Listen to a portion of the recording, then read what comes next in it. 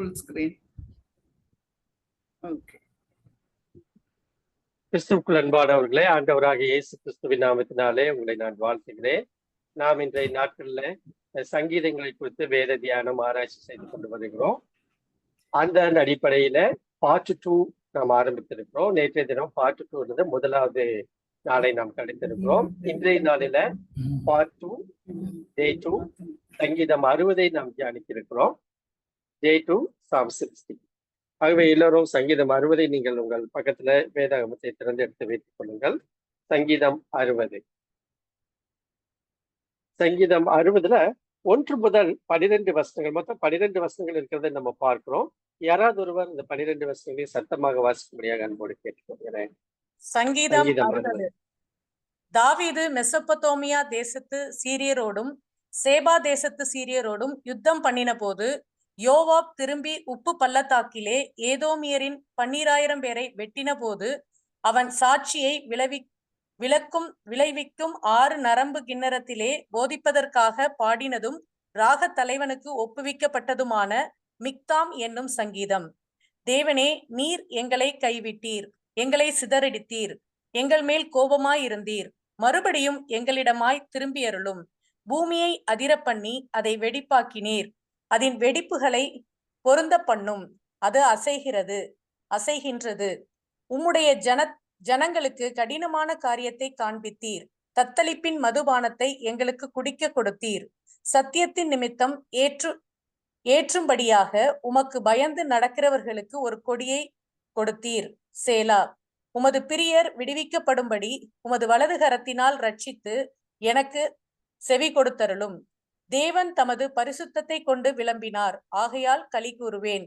சீகேமை பங்கிட்டு சுக்கோத்தின் பள்ளத்தாக்கை அளந்து கொள்ளுவேன். கீலேயாத் என்னுடையது, மனாசேயும் என்னுடையது, எப்ராயிம் என் தலையின் பலன், யூதா என் நியாய பிரமாணிகன், மோவாப் என் பாத பாத்திரம், ஏதோமின் மேல் என் பாதரட்சியை எரிந்து போடுவேன். பெலிஸ்தியாவே, என் நிமித்தம் ஆர்ப்பரித்துக்கொள். அரணான பட்டணத்திற்குள் என்னை நடத்தி கொண்டு போகிறவர் யார்? ஏதோம் மட்டும் எனக்கு வழிகாட்டுகிறவர் யார்? எங்கள் சேனைகளோடே புறப்படாமல் இருந்த தேவரீர் அல்லவோ? எங்களை தத்தளிக்க விட்ட தேவரீர் அல்லவோ? இக்கட்டில் எங்களுக்கு உதவி செய்யும். மனுஷருடைய உதவி விருதா. தேவனாலே பராக்கிரமம் செய்வோம், அவரே எங்கள் சத்துருக்களை மிதித்து போடுவார். எனக்கு அன்பானவர்களே, ஒருவேளை இந்த சங்கீதத்தை நாம் எப்பொழுதும் வாசிக்கிறது போல வாசித்தால் ஏதோ ஓரளவுக்கு நம்மால் புரிந்து கொள்ள முடியும், இல்லை என்று நான் சொல்லவில்லை. நான் ஏற்கனவே சொல்லி இருந்தேன், எந்த சங்கீதமாக இருந்தாலும் சரி அதற்கு மேலாக கொடுக்கப்பட்டிருக்கிற தலைப்பை நாம் விட்டுவிடக் கூடாது. அதிலே ஏகப்பட்ட பின்னணிகள் அங்கே சொல்லப்பட்டிருக்கிறதின் அடிப்படையிலே அந்த சங்கீதம் எழுதப்பட்டிருக்கிறது என்பதை நாம் பார்த்திருக்கிறோம். இப்ப இந்த சங்கீதத்துல பாருங்க, தாவீது மெசொப்பொத்தோமியா தேசத்து சீரியரோடும் சோபா தேசத்து சீரியரோடும் யுத்தம் பண்றாரு. இப்ப தாவீது ஒரு யுத்தத்தை நடத்தி கொண்டு வருகிறார். யோவாப் திருப்பி உப்பு பள்ளத்தாக்கிலே ஏதோமியரில் 12,000 பேரை வெட்டின போது என்று சொல்லுகிற பொழுது இதை எப்படி நாம் புரிந்து கொள்கிறோம் என்று சொன்னால், வரலாற்றின் அடிப்படையில தாவீது ஒரு யுத்தத்தை நடத்தி கொண்டு வருகிறார். நடத்தி கொண்டு வருகிற வேளையில ஏதோ ஒரு டைவர்சன், ஏதோ ஒரு எதிரிகள் அங்கே கிளம்பி வருகிறார்கள். அதை குறித்து வேதனை சொல்லப்படவில்லை. ஏதோ ஒரு எதிரிகள் கூட்டம் அங்கே கிளம்பி வருகிறது. ஆகவே யோவாப் அவர்களோடு போர் புரியும்படியாக தாவீதிடமிருந்து பிரிந்து செல்கிற ஒரு சரித்திர நிகழ்வும் இருக்கிறது.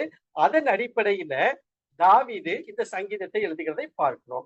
நீங்க பாத்தீங்கன்னா இதுல நிறைய ஊர் பேரு, ஆட்களுடைய பெயர் எல்லாம் வருகிற பொழுது அதை நாம் சற்று குறிப்பாக ஆழமாக நாம் அதை புரிந்து கொள்ளாவிட்டால் இந்த சங்கீதத்தை புரிந்து கொள்வது சற்று கடினம். மேலோகத்தமாக நாம் படித்து விடலாம், அதுல எந்தவித சந்தேகம் இல்லை, ஓரளவுக்கு நமக்கு புரியும். இப்ப நீங்க பாருங்க, சங்கீதம் 60 1 முதல் 12 வசனம் குறித்து நீங்கள் வாசிக்கிற பொழுது இப்படிதான் நம்ம வாசித்தோம். இதனுடைய அடிப்படை நீங்கள் பார்ப்பீர்கள் என்று சொன்னால் 2 சாமுவேல் 8ஆம் அதிகாரம் 13-14 வசனங்களை யாராச்சும் வாசிங்க. 2 சாமுவேல்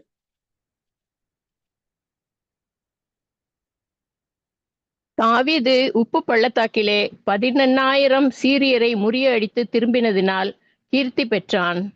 ஏதோமில் தானியங்களை வைத்தான். ஏதோம் எங்கும் அவன் தானியங்களை வைத்ததினால் ஏதோமியர் எல்லாரும் தாவீதை சேவிக்கிறவர்கள் ஆனார்கள். தாவீது போன எல்லா இடத்திலும் கர்த்தர் அவனை காப்பாற்றினார். இதுதான் நம்மளுடைய அந்த பிரேக்கெட்ல எண்டிங்ல சொல்லப்பட்டிருக்கிற ஒரு அடிப்படை. இதன் அடிப்படையில் தான் அங்கு அந்த சம்பவத்தை தாவீது எழுதுகிறதை நாம் பார்க்க முடியும். இப்ப யாராவது 1 நாளாகமம் 8, 12, 13 வாசிங்க.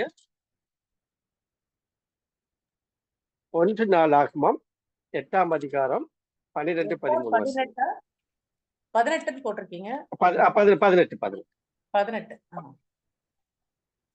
செருபாவின் குமாரன் அபிசாயி உப்பு பள்ளத்தாக்கிலே 18,000 ஏதோமியரை முறியடித்தான். ஆகையால் தாவீது ஏதோமிலே தானியம் போட்டான். ஏதோமியர் எல்லோரும் அவனை சேவிக்கிறவர்களானார்கள். தாவீது போன இடத்தில் எல்லாம் கர்த்தர் அவனை காப்பாற்றினார். 2 சாமுவேல் 8, 13, 14 சொல்லப்பட்ட அதே சம்பவம் தான் 1 நாளாகமம் 18ஆம் அதிகாரம் 12, 13 வசனத்துல சொல்லப்பட்டிருக்கிறது. இதே சம்பவத்தை தான் இங்க பிராக்கெட்ல குறிக்கப்பட்டிருக்கிறதை நம்ம 60ஆம் சங்கீதத்துல நம்ம பார்க்க முடியும். ஆகவே இதன் அடிப்படையில தாவீது இந்த சங்கீதத்தை எழுதுகிறதை நாம் பார்க்க முடியும். ஆகவே ஒரு போர் நடந்து கொண்டிருக்கிறது. அந்த போரின் இடையில ஏதோ ஒரு எதிரிகளின் தாக்கம் வருகிறது. அவர்களை மேற்கொள்ளும்படியாக அவர்களுடைய போர்படை தலைவன் அங்கே செல்லுகிறதை நாம் பார்க்க முடியும். ஆகவே நீங்க தொடர்ந்து பாருங்க. இந்த சங்கீதத்தினுடைய ஒரு முக்கிய கருத்து, நான் ஏற்கனவே சொல்லியிருந்தேன், ஒரு சங்கீதத்தை வித்தியாச முறையில நாம் தியானிக்கலாம் என்று சொல்லியிருந்தேன். அதன் அடிப்படையில் எப்பொழுதுமே இந்த அவுட்லைன் என்று சொல்லி நான் போடுகிற பொழுது இன்னும் முக்கியமான சில காரியங்களும் ஹெட்டிங்காக கொடுப்பது வழக்கம். இந்த சங்கீதத்தை பொறுத்தளவுக்கு நாம் பார்க்கிற பொழுது தாவீதுக்கு தேவன் பல வெற்றிகளை தந்த போது பாடிய பாடல் ரொம்ப ரொம்ப முக்கியமா நம்ம புரிஞ்சுக்கணும். இப்பொழுது தாவீது இஸ்ரவேல் தேசத்துல ஒரு ராஜாவாக மாறிவிட்டார். துரத்தி கொண்டிருந்த காலம், ஓடி ஒளிந்து கொண்டிருந்த காலம் அதெல்லாம் போய்விட்டது. இப்பொழுது ராஜாவாக இருக்கிறார். அப்பொழுது எழுதப்பட்ட பாடல். சரிங்களா? அப்ப தாவீது தேவன் பல வெற்றிகளை தந்த போது பாடிய பாடல். இஸ்ரவேலை தேவன் தள்ளி விட்டிருந்த நாட்கள் நினைவு கூறப்படுகிறது. ஆனாலும் நீங்க பாருங்க, இஸ்ரவேல் மக்களை தேவன் தள்ளி அவர்கள் கீழ்ப்படியாமை நிமித்தமாக அநேக நாடுகள் அவர்களோடு கூட போர் புரிந்தார்கள். அதிக ஜாதிகள் அவர்களோடு கூட இஸ்ரவேல் மக்களோடு கூட போர் புரிந்தார்கள். அந்த நாட்கள் ஆண்டவர் கைவிட்ட சூழ்நிலையிலும் உண்டு. அதையும் நினைவு கூர்ந்து இந்த பாடல் எழுதப்படுகிறதை பார்க்க முடியும். அதே போல இறுதியாக நீங்கள் எந்த சங்கீதமாக இருந்தாலும் சரி, மனித உதவினால் அல்ல, தேவனே தமது வாக்குத்தத்தத்தின்படி இஸ்ரவேலருக்கு சுதந்திரம் கொடுக்க முடியும், அதாவது விடுதலையை தர முடியும் என்கிற காரியத்தை இங்கு உறுதிப்பட தாவீது எழுதுகிறதை நாம் பார்க்க முடியும். அப்ப இந்த டைட்டில தான் நம்ம இப்ப பார்த்தோம், அதைத்தான் நம்ம வாசித்தோம். தாவீது மெசபதோமியா தேசத்து சீரியரோடும் சோபா தேசத்து சீரியரோடும் யுத்தம் பண்ணின போது யோவாப் திரும்பி உப்பு பள்ளத்தாக்குல ஏதோமியன் 12,000 பேரை 12,000 வெட்டின போது அவன் சாட்சியை விளைவிக்கும் 6 நரம்பு கிண்ணறத்திலே போதிப்பதற்கு பாடினதும் ராகத்தலைவுக்கு ஒப்புவிக்கிறதுமான நிக்தாம் என்னும் சங்கீதம் என்று சொல்லி அந்த தலைப்புல நாம் பார்த்தோம். இதை குறித்து நான் உங்களுக்கு விரிவா சொல்லிட்டேன். அப்ப இந்த சங்கீதத்தை புரிந்து கொள்வதற்கான முக்கியமான பின்னணியை நாம் பார்ப்போம் என்று சொன்னால் 2 சாமுவேல் 5 முதல் 7 அதிகாரங்களை நம்ம கொஞ்சம் ஓரளவுக்கு தெரிஞ்சு வச்சிருந்தோம் அப்படின்னா இந்த பகுதியில என்ன சம்பவம் நடைபெறுகிறது, எதற்காக தாவீது ராஜா இந்த சங்கீதத்தை எழுதுகிறார் என்பதை குறித்து கூட நாம் நன்றாக புரிந்து கொள்ள முடியும். நீங்க பாருங்க, 2 சாமுவேல் 5ஆம் அதிகாரம் 6, 7 இந்த அதிகாரங்கள் குறிப்பிடப்பட்டிருக்கிற முக்கியமான காரியங்களை மட்டும் நான் உங்களுக்கு சொல்றேன், நானே வாசிக்கிறேன். 2 சாமுவேல் 5ஆம் அதிகாரம் எடுத்து வச்சுக்கோங்க. 2 சாமுவேல் 5ஆம் அதிகாரம் 3, 4 நான் வாசிக்கிறேன். இஸ்ரவேலின் மூப்பர் எல்லோரும் எப்ரோனிலே ராஜாவினிடத்தில் வந்தார்கள். தாவீது ராஜா எப்ரோனிலே கர்த்தருக்கு முன்பாக அவர்களோட உடன்படிக்கை பண்ணின பின்பு அவர்கள் தாவீதை இஸ்ரவேலின் மேல் ராஜாவாக அபிஷேகம் பண்ணினார்கள். தாவீது ராஜாவாகும் போது 30 வயதாயிருந்தான். அவன் 40 வருஷம் ராஜ்யபாரம் பண்ணினான். அப்ப பாருங்க, இப்பொழுது ராஜா ஆயிட்டாரு. 40 வருஷம் இஸ்ரேல் தேசத்தை அவர் ஆளுகை செய்கிறவராக காணப்படுகிறார். ஆகவே இந்த நாட்களிலே நடைபெற்ற சம்பவங்கள் தான் 5, 6, 7 இருக்குது. அதற்கப்புறம் நடைபெற்ற சம்பவத்தின் அடிப்படையில் தான் இந்த சங்கீதம் 60 எழுதப்பட்டிருக்கிறதை நம்ம பார்க்க முடியும். அப்ப சுருக்கமாக சொல்லணும்னா, இந்த சங்கீதத்தை எழுதும் போது இஸ்ரவேல் சமஸ்தானத்தின் ராஜாவாக தாவீது இருந்தார். இந்த வசனம் தான் இப்ப வாசிச்ச வசனம். எருசலேம் மீண்டுமாக தலைநகர் ஆகிறதை நாம் பார்க்க முடியும். மட்டுமல்ல, உடன்படிக்கை பற்றி மீண்டும் கொண்டு வரப்பட்டது, எருசலேமுக்கு கொண்டு வரப்பட்டது. ஓபேத்-ஏதோமின் வீட்டில் இருந்தது, அது மீண்டுமாக கொண்டு வரப்படுகிறதை பார்க்கிறோம். அப்பொழுது தாவீது ராஜா நடனமாக இருக்கிற நிகழ்ச்சியெல்லாம் நீங்கள் அறிந்த ஒன்று. நாத்தான் மூலம் ஆலயம் கட்ட வேண்டும் என்கிற அறிவிப்பு தாவீதுக்கு கொடுக்கப்பட்ட காலம். சரிங்களா? ஆகவே இந்த பின்னணியில் தான் 2 சாமுவேல் 8ஆம் அதிகாரத்தை குறித்து நாம் அடிப்படையிலே நாம் தியானித்துக் கொண்டிருக்கிறோம். இதன் அடிப்படையிலே தான் இதற்கு பின்பாக நடைபெறுகிற சம்பவங்களின் அடிப்படையில் தான் சங்கீதம் 60 எழுதப்பட்டிருக்கிறதை நாம் பார்க்க முடியும். அப்ப பேக்ரவுண்ட் 2 சாமுவேல் 8:1-14 இருக்கு. நீங்க வீட்டுல வாசிச்சு பார்க்கலாம். யார் யாரோடு கூட போர் புரிந்தார், எதை மேற்கொண்டார், எதை வெற்றி பெற்றார் அப்படிங்கிற காரியங்கள்லாம் கொடுக்கப்பட்டிருக்கிறத நம்ம பார்க்க முடியும். அப்ப இந்த 12 அதிகாரங்களை நாம் பார்க்கிற பொழுது முதலாவதாக கைவிடப்பட்டதை பற்றிய மக்களின் சிந்தனை. அநேக இடங்களில ஆண்டவர் கைவிட்டார் என்று நம்ம பார்த்தோம். அப்படி இருக்கிற வேளையிலே மக்களுடைய சிந்தனை எப்படியாக இருந்தது, அவங்களுடைய குமுறல் எப்படியாக இருந்தது, அவங்களுடைய சிந்தனையின் வெளிப்பாடு எப்படியாக இருந்தது, குறிப்பாக தாவீதுடைய சிந்தனை எப்படி இருந்தது என்பதை குறித்து தான் 1 முதல் 5 வசனங்கள்ல நம்ம பார்க்கிறோம். உதாரணத்துக்கு பார்த்தோம்னா, நீர் எங்களை கைவிட்டீர், 1ஆம் வசனம் 60:1. எங்களை சிதறடித்தீர், எங்கள் மேல் கோபமாயிருந்தீர், மறுபடியும் எங்களை திருப்பி அருளும், பூமியை அதிர பண்ணினீர், அதை வெடிப்பாக்கினீர், 3ஆம் வசனம். உங்களுடைய ஜனங்களுக்கு கடினமான காரியத்தை காண்பித்தீர் என்று சொல்லி கைவிடப்பட்ட சூழ்நிலைகளிலே காலங்களிலே மக்களுடைய சிந்தனை எப்படியாகிறது, மக்களின் சிந்தனைகளின் அடிப்படையில் ஒரு ராஜாவாக எப்படி அவர் பார்க்கிறார் என்கிறதை தான் தாவீது வெளிப்படுத்துகிறதை இங்கே பார்க்க முடியும். அடுத்ததாக தேசத்தின் மீது கர்த்தரின் கட்டுப்பாடு. எந்த உலகத்திலே நடந்தாலும் ஒரு தேசத்தின் மேலே கர்த்தரின் ஆளுகை எப்படியாக இருக்கிறது என்பது மட்டுமல்ல, இஸ்ரவேல் தேசத்தை அல்லது தேர்ந்தெடுக்கப்பட்ட ஜனத்தை அவர் எப்படி பாவிக்கிறார், எப்படி அவர்களை வழி நடத்துகிறார், எப்படி அவர்களை அடிமைத்தனத்துக்குள்ளாக சென்றிருந்தாலும், எப்படி அவர்கள் அநேக நாடுகளோடு போர் புரிந்து தோற்கப்பட்ட சூழலில் இருந்தாலும் அவர் எப்படி அந்த தேசத்தை காப்பாற்றுகிறார், தன்னுடைய கட்டுப்பாட்டில் வைத்திருக்கிறார் என்பதை மிக அழகாக காட்டுகிற ஒரு சித்திரம் இந்த 6-8 வசனம். மூன்றாவதாக தேவன் மீது மக்கள் வைத்திருக்கும் நம்பிக்கை. என்னதான் நடந்தாலும் சரி, எங்களுடைய நம்பிக்கை உண்மையே சார்ந்து இருக்கிறது, திரியேக தேவனையே நோக்கி கொண்டிருக்கிறது, நீரே எங்களை அடைக்கலம் என்று சொல்லி அவர்கள் நம்புகிறதை வெளிப்படுத்துகிற பகுதி தான் 9 முதல் 12 வசனம் இருக்கிற வசனம் என்று சொல்லி நம்ம பார்க்கிறோம். அப்ப தாவீது தனது சத்துருக்களாகிய பெலிஸ்தியர், மோவாபியர், சீரியர் போன்றவர்கள் மேல் பெற்ற வெற்றி கர்த்தரால் மாத்திரமே வந்தது என்பதை தெரிவிக்கும் போது, தனக்கு திடீரென கிடைத்த தோல்வி அல்லது சத்துருவின் கை மேலோங்குவதற்கு காரணம் தேவன் இஸ்ரவேலரை கைவிட்டதனால் தான் என்று 1 முதல் 3 வசனங்கள் கூறுவதை பார்க்கிறோம். ஆக மிகப்பெரிய வெற்றிகளை கொண்டு வருகிற வேளையிலேயே ஏதோ ஒரு தோல்வியை சந்திக்க வேண்டிய சூழ்நிலைகள் வருகிறது. அப்படி இருந்தாலும் அங்கு அவர்கள் சொல்லுகிறது, தேவனைகளை கைவிட்டார், அநேக நாடுகளை அநேக பிரதேசங்களை நாங்கள் வெற்றி பெற்றோம், ஆனால் ஆண்டவர் எங்களை கைவிட்டார் என்று சொல்வதற்கும் காரணம் இருக்கிறது. ஏனென்றால் இஸ்ரவேல் மக்கள் வழி விலகி போனார்கள், கீழ்ப்படியாதவர்களாய் முரட்டாட்டமுள்ளவர்களாய் காணப்பட்டார்கள் என்பதையும் தாவீது அக்னாலேஜ் பண்ணுகிறதை கூட நம்ம பார்க்க முடியும். அப்ப தேவஜனம் தேவனை விட்டு விலகி போன நாட்களில் கர்த்தர் அவருடைய சத்துருக்கள் அவர்களை மேற்கொள்ள விட்டார். ஆனாலும் தம்மிடம் மனம் திரும்பி வந்த போதோ மீண்டும் வெற்றியை கொடுத்தார். அதான் வசனம் 4ல பார்க்கிறோம். சங்கீதம் 60:4. சத்தியத்தின் நிமித்தம் ஏற்றும்படியாக உமக்கு பயந்து நடக்கிறவர்களுக்கு ஒரு கொடியை கொடுத்தீர். இந்த கொடியை கொடுத்தீர் என்பதை குறித்து நான் பின்னால் உங்களுக்கு நான் எக்ஸ்பிளைன் பண்ணுவேன். அதான் 2 சாமுவேல் 7:13 முதல் 15 வாசிங்க யாராச்சும். 2 சாமுவேல் 7:13 முதல். அவன் என் நாமத்திற்கென்று ஒரு ஆலயத்தை கட்டுவான், அவன் ராஜ்யத்தின் சிங்காசனத்தை என்றென்றைக்கும் நிலைக்க பண்ணுவேன். நான் அவனுக்கு சிஸ்டர் அப்படியே எக்ஸ்பிளைன் பண்ணிடுறேன். இந்த அதிகாரத்துல நாத்தான் வந்து தாவீது ராஜாவை சந்திக்கிறார். அந்த ஆலயத்தை கட்ட வேண்டும் என்கிற ஒரு தன்னுடைய ஆசையையும் அங்கே தாவீது வெளிப்படுத்துகிறதை பார்க்கிறோம். அதற்கு பதில் அந்த ஆலயத்தை யார் கட்டுவார்கள் என்று சொல்லி நாத்தான் சொல்லுகிற காரியங்கள்லாம் வருகிற அந்த ஒரு பகுதி தான் இந்த 2 சாமுவேல் 7ஆம் அதிகாரம். அதுலதான் அக்கா வாசிச்சது, அவன் என் நாமத்திற்கு ஒரு ஆலயத்தை கட்டுவான், அவன் ராஜ்யபாரம் சிங்காசனத்தை என்றென்றைக்கு நிலைக்க பண்ணும். வாசிக்காட்டது, நான் அவனுக்கு பிதாவாய் இருப்பேன், அவன் எனக்கு குமாரனாய் இருப்பான். அவன் அக்கிரமம் செய்தால் நான் அவனை மனுஷருடைய மிலாரினாலும் மனுபுத்திரனுடைய அடிகளினாலும் தண்டிப்பேன். பாருங்களேன், இப்ப பாருங்க, அப்பவே ஆண்டவர் ஒரு வாக்கு தத்தத்தையும் கொடுக்கிறதை நம்ம பார்க்க முடியும். என்ன சொல்றாருன்னா, நான் அவனுக்கு பிதாவா இருப்பேன், அவன் எனக்கு குமாரனா இருப்பான், அவன் அக்கிரமம் செய்தால் நான் அவனை மனுஷனுடைய மிலாற்றினாலும் மனுபுத்திரனுடைய அடிகளினாலும் தண்டிப்பேன். அப்படின்னா என்ன? அந்நிய தேசத்திலே மேற்கொள்ளும்படியாக அவனையும் சரி இஸ்ரவேல் மக்களை நான் விட்டு விடுவேன் என்று சொல்லுகிற பொழுது இன்னொரு காரியத்தையும் சொல்றாரு பாருங்க. 15 உனக்கு முன்பாக நான் தள்ளிவிட்ட சவுலின் இடத்திலிருந்து என் கிருபையை விலக்கினது போல அவனை விட்டு விலக்க மாட்டேன்.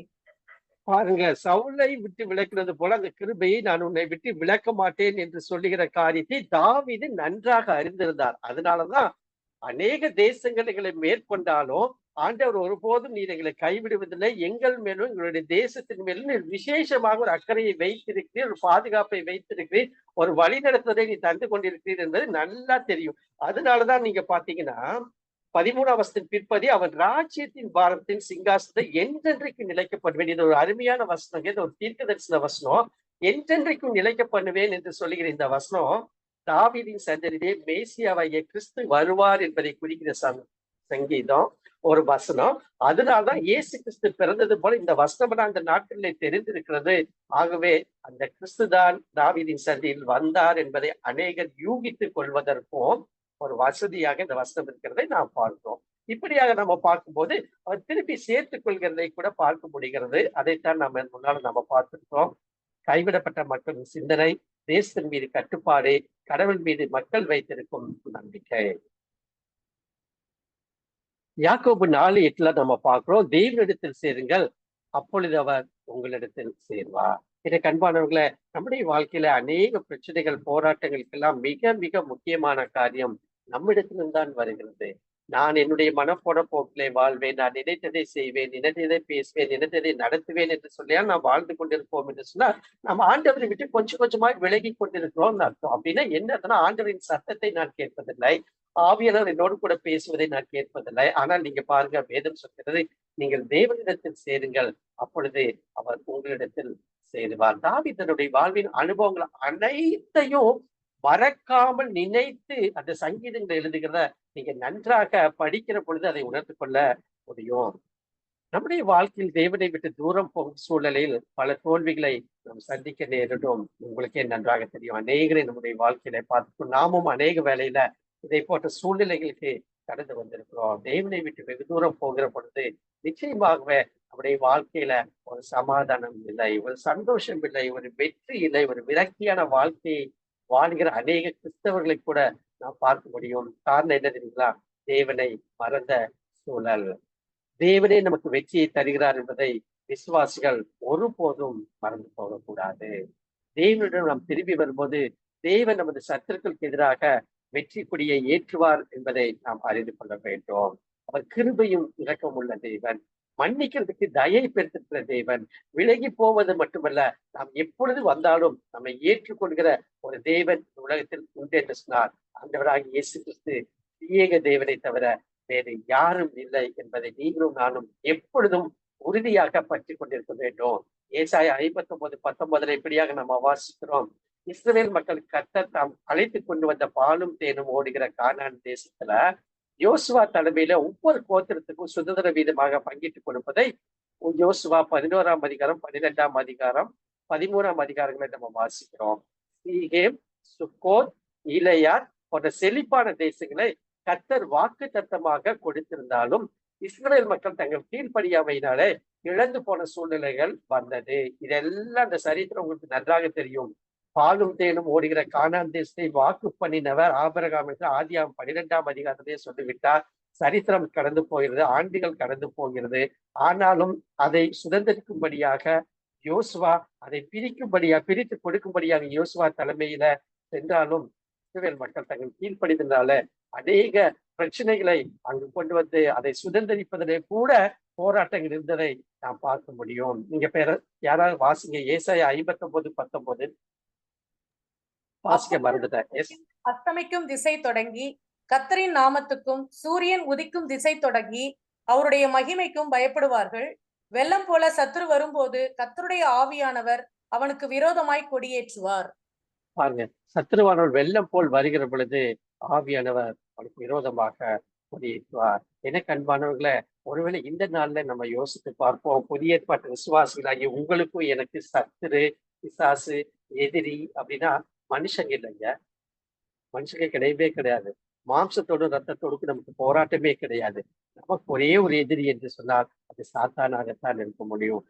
அநேக வேளையில் நாம் ஆண்டவரை விட்டு நான் சாத்தானுக்கு நான் கீழ்ப்படிவேன் என்று சொன்னால் நிச்சயமாகவே நாம் தோல்வியைத்தான் சந்திக்க வேண்டும் என்பதுல எந்தவித சந்தேகம் இல்லை. மீண்டும் வலியுறுத்தி சொல்கிறேன், ஆண்டவரிடத்திலே வருகிற பொழுது சத்துருவானவர் வெள்ளம் போல் வந்தாலும் அவர் ஜெப கொடி ஏற்றுகிற தேவன் நம்மோடு கூட இருக்கிறார் என்பதையும் நம்ம ஒருபோதும் மறந்து போகக்கூடாது.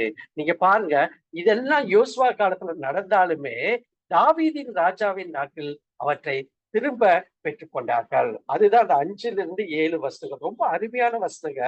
ஒரு பிரியர் விடுவிக்கும் சங்கீதம் 60. உமது பிரியர் வீடு விடுவிக்கும்படி உமது வலது கருத்தினால் ரட்சித்து எனக்கு செவி கொடுத்தோம். தேவன் தமது பரிசுத்தத்தை கொண்டு விளம்பினார். ஆகையால் களி கூறுவேன், சீகேமை பங்கிட்டு சுக்கோத்தின் பள்ளத்தாக்கை அளந்து கொள்வேன். கீலேயாத் என்னுடையது, மனாசேயும் என்னுடையது. எப்ராயின் தலையின் பலன், யூதாயின் நியாயப்பிரமாணிகன். மோவாப் என் பாத பாத்திரம். ஏதோமின் மேல் என் பாதரட்சி எரிந்து போடுவேன். பெலிஸ்தியாவே என் நிமித்தம் ஆர்ப்பரித்துக் கொள். பாருங்க, அதை எல்லாமே தாவீது மீண்டுமாக பெற்றுக் கொள்ளுகிறதை, இஸ்ரவேல் மக்கள் அதை பெற்றுக் கொள்கிறதை நாம் பார்க்க முடியும். இந்த ஒவ்வொரு இடங்களை குறித்து நாம் நன்றாக அறிந்திருப்போம் என்று சொன்னால் நிச்சயமாகவே தாவீது இந்த சங்கீதத்தை ஏன் எழுதினார், உண்மையாலுமே அதனுடைய அர்த்தம் என்ன, எதற்காக ஆண்டவர்களை துதிக்கிறார் தோல்விகள் மத்தியிலும் என்பதை நாம் ஆழமாக புரிந்து கொள்ள முடியும். பெலிஸ்தியாவை மோவாபையும் கூட தாவீது கீழ்படுத்தி பெற்ற வெற்றியை வசனம் 8 வாசிக்கிறோம். அப்ப 2 சாமுவேல் 8ஆம் அதிகாரம் 1-2 வசனங்கள்ல இந்த நாடுகளை குறித்தெல்லாம் அவர்கள் வெற்றி பெற்றதை எல்லாம் குறிக்கப்பட்டிருக்கிறதை நாம பார்த்திருக்கோம். இதை நாம ஏற்கனவே வாசிச்சோம். சரி, அப்ப இக்கட்டு நேரங்களில் மனிதர் உதவி அற்று போகும் சூழலில் நிச்சயமாக மாறாத உதவி கர்த்தரே கொடுப்பார். தேவன் நாம் பராக்கிரமுள்ள உள்ள காரியங்களை செய்து சத்துருக்களை முறியடிப்போம் என்று தாவீது தனது அசையா நம்பிக்கையை தனது அனுபவ ரீதியாக உணர்ந்து இந்த சங்கீதத்தை முடிக்கிறார். 1 கொரிந்தியர் 15:57 நமக்கு நன்றாக தெரியும். நம்முடைய கர்த்தராகிய இயேசு கிறிஸ்துவினால நமக்கு ஜெயம் கொடுக்கிற தேவனுக்கு ஸ்தோத்திரம். அப்ப நீங்க பாருங்க, மெசபதோமியா மற்றும் சீரியாவுக்கு எதிரான வரலாற்று அடையாளங்கள் சோபா மற்றும் யோவா உப்பு பள்ளத்தாக்கில் 12,000 ஏதோமியர்களை கொண்டார். தாவீது ராஜாவின் ஆட்சியில் ஆரம்ப காலத்தில் அவர் அண்டை நாடுகளை அடிப்படையை செய்த போது நடந்தது என்பதை காட்டுகிறது. இது எல்லாமே வரலாற்று சம்பவங்கள் தான். சரிங்களா? 2 சாமுவேல் 8ஆம் அதிகாரம் 1-8 வசனங்களை நம்ம பார்க்கிறோம். பெலிஸ்தியா, மோவா மற்றும் சீரியா மீது தாவீதின் வெற்றிகளை பதிவு செய்கிறது. அதே போல இங்க இந்த பேரெல்லாம் வந்துச்சு பாத்தீங்கன்னா, அந்த பேரை தான் இங்க வாசிக்கிறேன். 2 சாமுவேல் 10:1-19 அம்மோன் மற்றும் சீரியா மீது தாவீது வெற்றிகளை பற்றி கூறுகிறது. 1 நாளாகமம் 18:11-13 வசனங்கள் ஏதோம், குறிப்பாக உப்பு பள்ளத்தாக்கில் நடந்த சம்பவம். மோவாப், அம்மோன், பெலிஸ்தியா மற்றும் அமலேக்கில் தாவீதின் வெற்றிகளை நமக்கு தருகிறது. பாருங்க, இந்த இடம் எல்லாத்தையும் மீண்டும் தாவீது பெற்றுக்கொள்கிறதை பார்க்கிறோம். அதற்கு முழுமையாக இந்த வெற்றிக்கு காரணம் தேவன் தான் என்று சொல்லி ஒரு சங்கீதமாக ஸ்தோத்தரித்து புகழ்ந்து எழுதுகிற இந்த சங்கீதம் தான். அதைத்தான் நம்ம பார்க்கிறோம். 4ஆம் வசனம், சங்கீதம் 64. சத்தியத்தின் நிமித்தம் ஏற்றும்படியாக உமக்கு பயந்து நடக்கிறவர்களுக்கு ஒரு கொடியை கொடுத்து இந்த நாடுகளை எல்லாம் மீண்டுமாக பெரும்படியாக, இந்த தேசங்களை மீண்டுமாக பெரும்படியாக ஆண்டவர் அவருக்கு கிருபை செய்தார் என்று சொல்லி நாம் பார்க்க முடிகிறது. அப்ப 2 சாமுவேல் மற்றும் 1 நாளாகமங்கள் விவரிக்கப்பட்டுள்ள வெற்றிகள் இந்த சங்கீதத்தில் புலம்பப்பட்ட பின்னடைவுகளை குறிப்பிடவில்லை. வரலாற்று பதிவு பெரும்பாலும் நிகழ்வுகளை சுருக்கமாக கூறுகிறது. மேலும் வெற்றிகள் உண்மையானவை, ஆனால் எப்போதும் உடனடியாக இல்லை என்பதை இது நமக்கு நினைவு ஊட்டுகிறது. ஒருவேளை கைவிடப்பட்ட சூழ்நிலைகள் வந்தாலும் வெற்றி நிச்சயம் அது ஆண்டவர் தருகிறார் என்கிற நம்பிக்கையை தாவீது வெளிப்படுத்துகிறார். சரித்திரமும் அதைத்தான் நமக்கு விளக்கி காட்டுகிறது என்பதுல எந்தவித சந்தேகமும் இல்லை. அப்ப நீங்க திருப்பி பாருங்க, சங்கீதம் 60:1-3, 1-3 தம் மக்களை துன்புறுத்திய கடவுளிடமிருந்து கருணைக்காக வேண்டுகிறார். இப்பேற்பட்ட தோல்வியை நீ தந்திருக்கிறீரே ஆண்டவரை, மீண்டுமாக எங்களை மீட்டெடுங்கள் என்று சொல்லுகிற அந்த வசனங்களைத்தான் நாம் இங்கே பார்க்க முடியும். நீர் எங்களை கைவிட்டீர், சிதறடித்தீர், கோபமாய் இருந்தீர், பூமியை அதிரப்படி அதை வெடிப்பாக்கினீர், அதன் வெடிப்புகளை பொருந்த பண்ணும், அது அசைகின்றது. இதுக்கு என்ன அர்த்தம் கேட்டீங்கன்னா, அப்படி ஒரு எர்த்குவேக் ஆனதுமான ஆயிடுச்சு, எங்களுடைய தேசம் சிதறி போய்விட்டத, இதையெல்லாம் நீங்க ஒன்று சேரும் என்று சொல்லி ஒரு அங்கலாய்ப்பை வெளிப்படுத்துகிற அந்த வசனம் தான் அந்த வசனம். ஓகே, நீங்க பாருங்க, இதை நம்ம எப்படி புரிந்து கொள்ளணும் அப்படின்னா, நான் சீகேமை பிரித்து சுக்கோத் பள்ளத்தாக்கை அளந்து கொள்வேன் அப்படிங்கிற வசனம் எல்லாம் வந்து பாருங்களேன். இவற்றையும் பின்வரும் வரிகளையும் கொண்டு இஸ்ரவேல் தேசம் எவ்வாறு தனது சிறப்பு உடைமையாக இருந்தது என்பதை ஆண்டவர் தெரிவிக்கிறார். இப்ப பாருங்க, சீகேம், சுக்கோத் பள்ளத்தாக்கு, கீலேயாத், மனாசே, எப்ராயிம் மற்றும் யூதா பற்றிய குறிப்புகள் இங்கே இடம்பெறுகிறதை சங்கீதம் 60:6 8 வருஷங்கள் வரை இருக்கிறதை நம்ம பார்க்கிறோம். அப்ப நீங்க பாருங்க, நல்லா இதை புரிஞ்சுக்கணும், நல்லா புரிஞ்சுக்கங்க. இது ஏதோ ஒரு அடையாளமாக பேசப்படவில்லை. நல்லா புரிஞ்சுக்கணும். ஏதோ சிம்பாலிக் ரெப்ரசன்டேஷன் ஆஃப் தஸ் அப்படின்னு நம்ம புரிஞ்சுக்கொள்ள முடியாது.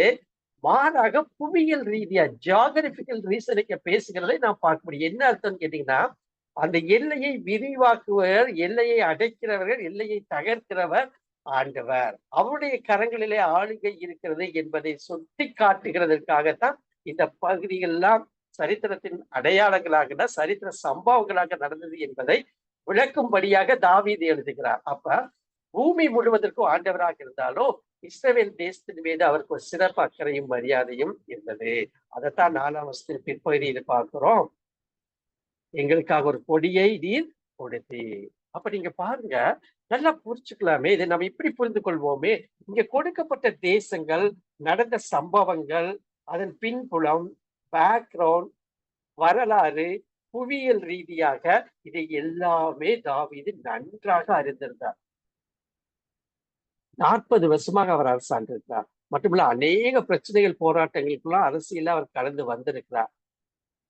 அப்ப என்ன அர்த்தம்னு கேட்டீங்கன்னா, இதையெல்லாம் மனதிலே தெரிந்துதான் இந்த இந்த இந்த இந்த வார்த்தைகளை இங்கே சங்கீதக்காரன் எழுதுகிறதை நாம் பார்க்க முடியும். அப்ப பாருங்க, எவ்வளவு பெரிய தேவன் என்பதை அவர் இங்கே வெளிப்படுத்துகிறார். ஏதோ ஒரு சரித்திரத்தை அடையாளத்திற்காக இங்க பேசுகிற நாடுகள் அல்ல.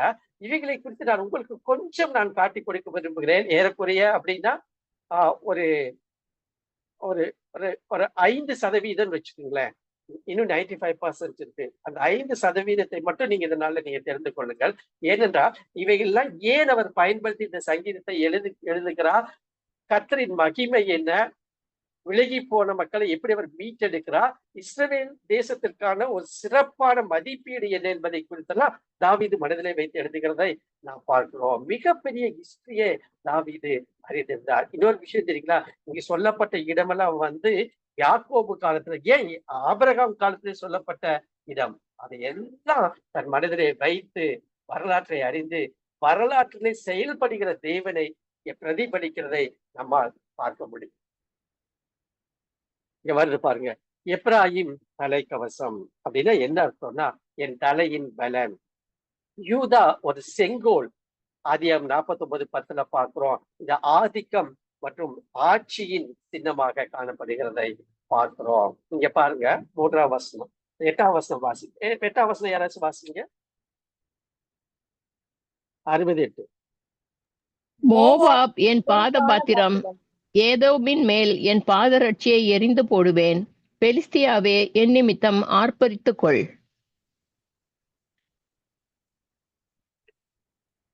பாருங்க, தேசங்களை குறித்து எப்படி எழுதுறாரு பாருங்க. மோவாபின் பாத பாத்திரம், ஏதோமின் மேல் பாதரட்சி எரிந்து போடுவேன். பெலிஸ்தியாவே, என் நிமித்தம் ஆர்ப்பரித்துக் கொள். என்ன சொல்றாருன்னு கேட்டீங்கன்னா, ஒரு தலைக்கணம் நிறைந்த தேசங்களை நீங்க உங்க காலனியை நான் உங்கள் மேல் எறிவேன். மட்டுமல்ல, எங்களுடைய கால்களை கழுவும் பாத்திரமாக நீ தாழ்மையை தரித்துக் கொள்ள வேண்டும். இல்லாவிட்டால் அந்த தேசத்தின் மேல் நியாய தீர்ப்பு வரும் என்பதை குறித்து சுட்டி காட்டுகிற பகுதியை தான் இங்க தாவீது மென்ஷன் பண்ணுகிறதை நாம் பார்க்க முடியும். ஏசாயா 16:6 யாராச்சும் வாசிங்க. மோவாபின் பெருமையையும் அவன் மேட்டிமையையும் அவன் அகங்காரத்தையும் அவன் உக்கிரகத்தையும் குறித்து கேட்டோம். அவன் மெத்த பெருமைக்காரன், ஆனாலும் அவன் வீம்பு செல்லாது. பாருங்க, எவ்வளவு அருமையான வார்த்தைகளை ஏசாயா பயன்படுத்துகிறார் பாருங்க. இப்பேற்பட்ட ஒரு தேசமாக இருந்தத, ஆகவே ஆண்டவருடைய பாதங்களை கழுவும்படியாக ஒரு நாடாக, மக்களாக நீர் மாற வேண்டும், உன்னுடைய பெருமையை விட்டு நீர் ஒழிய வேண்டும் என்று சொல்லி ஏசாயா தீர்க்கதரிசனம் இருக்கிறதை நம்ம பார்க்கணும். ஓபதியா 1:3 வாசிங்க. கண்மலை வெடிப்புகளாகிய உன் உயர்ந்த ஸ்தானத்திலே குடியிருந்து என்னை தரையிலே விழத்தழுகிறவன் யார் என்று உன் இருதயத்தில் சொல்லுகிறவனே, உன் இருதயத்தின் அகந்தை உன்னை மோசம் போக்குகிறது. உன் இருதயத்தின் அகந்தை உன்னை மோசம் போக்கிறது. இப்பேற்பட்ட தேசத்தை தான் நான் வெல்லும்படியாக ஆண்டவருக்கு கிருபை தந்தார். மட்டுமல்ல, ஏசாயாவும் உபதியாவும் அங்கே தீர்க்க தரிசனமாக அந்த தேசத்துக்கு உரைக்கிறார்கள், தாழ்மையை நீங்கள் கற்றுக்கொள்ளுங்கள் என்று சொல்லி. அதைத்தான் இங்கு தாவீது 7ஆம் வசனத்தில் எழுதுகிறதை பார்க்கிறோம். சரிங்களா? ஓ, அதைத்தான் நான் கீழே போட்டிருக்கேன். அப்ப நீங்க பாருங்க, இங்க 69 ஒரு காரியத்தை நம்ம பார்க்கிறோம். அரணான பட்டணத்திற்குள் என்னை நடத்தி கொண்டு போகிறவர் யார்? ஏதோ மட்டும் எனக்கு வழி காட்டுகிறவன் யார்? ரொம்ப ஒரு முக்கியமான ஒரு வசனம். ஆக்சுவலா பாத்தீங்கன்னா இவை எல்லாம் சொல்லிவிட்டு என்னதான் நடந்தாலும் வழிநடத்தி செல்கிறவர் தேவன் என்பதை இங்கு தாவீது ராஜா பதிவு செய்கிறதை பார்க்கிறோம். அரணான பட்டணம் என்று சொல்லுகிற பொழுது இங்கே சொல்லுகிறது ஏதோம் என்கிற பட்டணத்தை குறித்து சொல்லுகிறதை பார்க்கிறோம். ஆக்சுவலா நாம் பெட்ரா என்று சொல்லுகிறோம். இப்ப என்ன நடக்கும் அப்படின்னு கேட்டீங்கன்னா, ஏதோம் என்கிற பட்டணத்தை எந்த தேசத்தாராலும் முறியடிக்க முடியாத ஒரு பட்டணமாக அந்த நாட்கள்ல இருந்துச்சு. எப்படி இருந்துச்சுன்னு கேட்டீங்கன்னா, அவர்களை படையெடுக்கும் போது செல்லுகிற வழியில நீங்கள் பார்த்தீங்கன்னா, அந்த ஏதோம் பட்டணத்தினுடைய என்ட்ரன்ஸ்குள்ளாக வருகிற பொழுது மிகப்பெரிய மலைகள் அங்க சூழ்ந்து காணப்படும். அந்த தேசத்துக்குள்ள போகணும் அப்படின்னு சொன்னீங்கன்னா, ஒரு சின்ன இடைவெளி மட்டும் 2 மலைகளுக்கு இடையில இருக்கும். அந்த சின்ன இடைவெளியில 2 குதிரைகள் போலாம். அப்படி போகும்போது அந்த தேசத்தை என்டர் பண்ணுகிற பொழுது அந்த டெரிட்டரி வந்தோன்னா ஒரு குதிரை தான் போக முடியும். அந்த அளவுக்கு க்ளோஸ் பேக்டா இருக்கும். அப்ப நீங்க பாருங்க, அதை தாண்டிதான் ஒரு திறந்த சமவெளியாக, மட்டுமல்ல பட்டணம் மதிலினால் சூழப்பட்ட ஒரு மவுண்டன்ஸ் உள்ள பட்டணம். அப்ப என்ன ஆகும்னா, யாரு போனாலும் அவர்கள் அந்த இருந்து அவர்களை கொன்று விடுவார்கள். எப்பேற்பட்ட ஒரு மிலிட்டரி போர்ஸ் போனாலும் அங்கு செல்லுபடியாகாது. அப்பேற்பட்ட ஏதோமின் பட்டணத்தை முறியடிக்க தாவீதினால் முறியடிக்க முடிந்தது. அப்ப என்ன அர்த்தம் கேட்டீங்கன்னா, அப்பேற்பட்ட அணுக முடியாத அந்த கோட்டைக்குள்ளும் வெற்றி திறக்கும்படியாக நடத்துகிறவர் நீர்தான் என்று சொல்லி தாவீது அங்கு தேவனை முன்வைத்து பாடுகிறதை நாம் பார்க்க முடியும். ஆகவே அது போன்ற கோட்டையின் மீது தேவனால் மட்டுமே வெற்றியை கொடுக்க முடியும் என்று தாவீது அறிந்தார். எனவே அவர் கடவுளிடம் கூப்பிட்டு மனிதனின் உதவி பயனற்றது என்பதை ஒப்புக்கொள்கிறார். அரணான பட்டணமாகிய அந்த ஏதோமை நான் மேற்கொள்ள வேண்டும் என்றாலும் உம்முடைய கிருபை இல்லாத பட்சத்துல, உம்முடைய உதவி இல்லாத பட்சத்துல அதை செய்ய முடியாது என்கிறதை இஸ்ரவேல் சமஸ்தானத்தை 40 வருடமாக அரசாண்ட மிகப்பெரிய போர் வீரனான தாவீது ஒத்துக்கொண்டு தேவனை உயர்த்தி பாடுகிற சங்கீதத்தின் ஒரு முக்கியமான வசனம் தான் இந்த 69. சரி, அப்ப நீங்க பாருங்க, பிரச்சனைகளை நீங்க உதவி செய்வீராக. ஏனென்றால் மனிதனின் உதவி பயனற்றது.